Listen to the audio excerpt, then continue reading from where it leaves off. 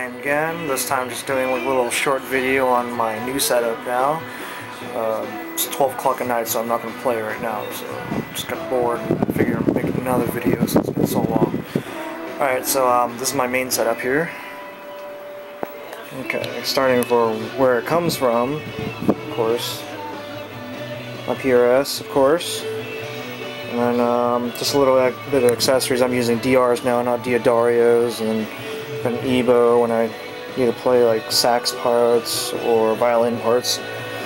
And then there's a loose cable here right now, but it goes into the NS2, and then 3 of the boss pedals.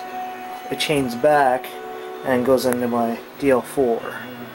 And then from the DL4, it actually echoes and constantly echoes afterwards until it fades away into the new Line 6 Spider Valve 212. I didn't want to do the 110 or whatever is 112. I don't do singles. I always do stereo speakers. Switch it on. I'm gonna leave it on standby just to let it light up. Let's light it up again. Show the FBV short board. Long board was way too much, basically more than half the price of the amp, so I might as well get the short board. Connects via Ethernet cable, so you can just use the standard internet cable. Plug that in. You can also add another expression pedal to it, so you can have volume over here and then a wall right here, so it'll be dedicated. Let's switch on the amp again. It lights up. Okay, so you have total control through your banking, your channels. You can do tap tempo, reverb, delay. You can add your phaser or flange or chorus. Your compressor, which actually adds more gain to your channel. And this actually, right here, the FX loop, you can either hold it to change the names of the settings, which will be on the display right here, or you can also switch on the FX loop, which gets rid of the buzz. And of course, if you don't have the extra volume pedal over here, you can just use this as a volume, or you can push it down and it'll switch to wall. So basically the amp has a wall built into it. So, and then going to here, the amp settings, you can go, well, it's not going to be clear at all, so, but you can do 6 different amp channels, including 2 per channel, so you can go blue or amber for each one. So you go clean, twang, blues, crunch, metal, or insane mode, which is the same thing as metal but just more oomph, I guess. That's what Line 6 does. But from here you can do 4 channels here, memory sets, but then there's also 9 banks. So basically 36 channels that you can make on your own, and you can also name it. You can scroll through this with this dial here. You can go up and down for the banks, or left or right to the presets. So it'd be up and down for 1 through 9, and then left to right would be A through D. Okay, so then you also have your normal controls, your drive, bass, mid, treble, channel volume. You can also have your effects right here. It goes off, chorus, flange, phaser, or delay, and this just controls how much you want to add to it, just so dry to wet sound.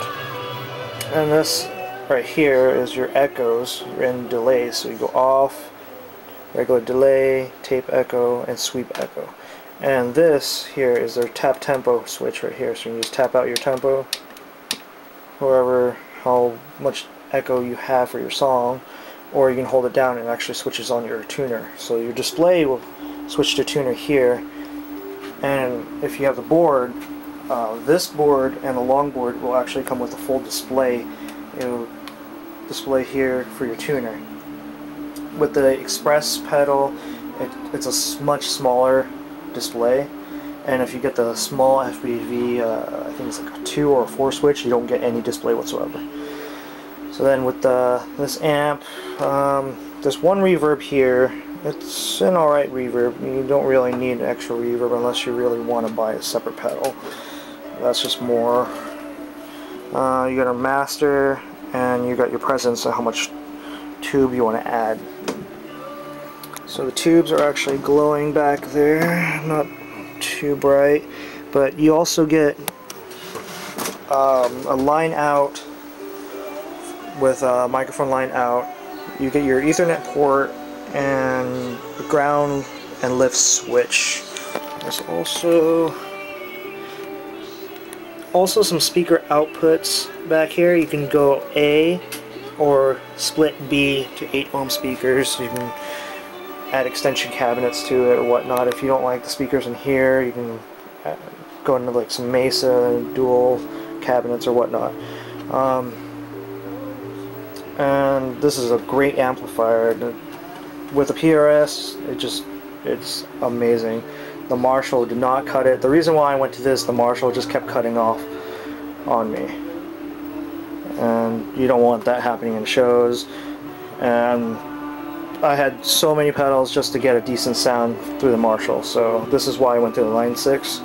And this is not a full tube amp, it's not a full digital amp, that's why they call it a hybrid amp.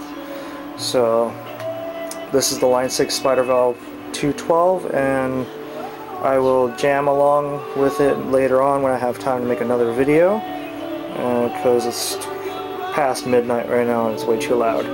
Okay, so this is Mike Dang again, explaining a little bit of this about the Spider Valve, and hopefully I'll make some videos later on.